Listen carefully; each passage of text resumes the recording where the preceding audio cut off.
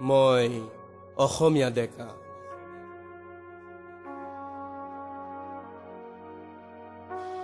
মই অসমীয়া ডেকা। যদিও গঢ়িব নোৱাৰো মোমাই কটাগৰ, মোগলক ৰোধাৰ দৰে বাংলাদেশী ৰুধিবলৈ, তথাপি গৰ্ব কৰোঁ। জন্ম লৈছো মই লাচিত, চিলাৰায়, তুলাৰাম সেনাপতিৰ দেশত। মই অসমীয়া ডেকা।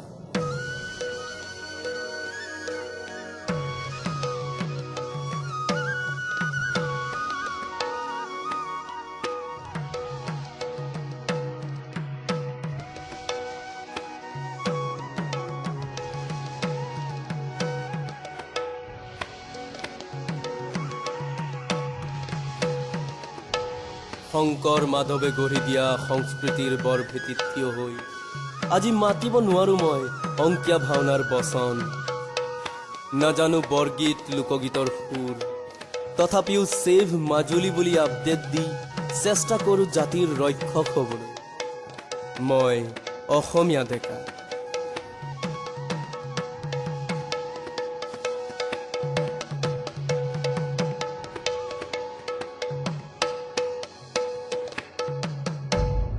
মোৰ এই অচল দুহাতে নাজানে তুলিব আজি ঢোলত ৰগৰ। মঘাই উজাও লুকাল কোনো বুৰঞ্জীৰ পাতত, নাজানো তুলিব মই পেপাৰ লহৰ। তথাপিও বিহুগীত বজাই পিকনিক কৰো মই অসমীয়া ডেকা।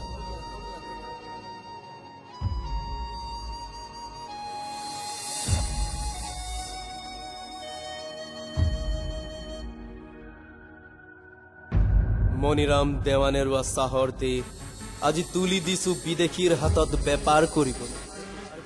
তথাপি ৰাজপথ কপাই বন্ধ দিছো, সমস্বৰে চিঞৰিছো নিবনুৱাৰ বাবে।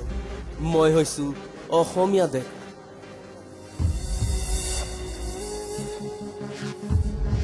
চিনি নাপাওঁ আজি কোন ৰসৰাজ, কোন কলাগুৰু। পাহৰিলো শিল্পী দিৱসৰ কথা, তথাপিও ইংৰাজীত ৰচনা লিখিছো, আছামিজ লিটাৰেচাৰ।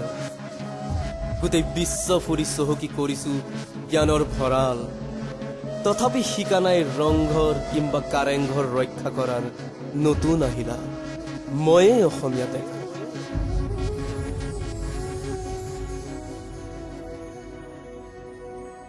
লুইতৰ পাৰৰে আমি ডেকা ল'ৰা, যদিও নাই শকতি মোৰ দুবাহুত বাধা দিবলৈ প্ৰতিটো গড় নিধনকাৰী।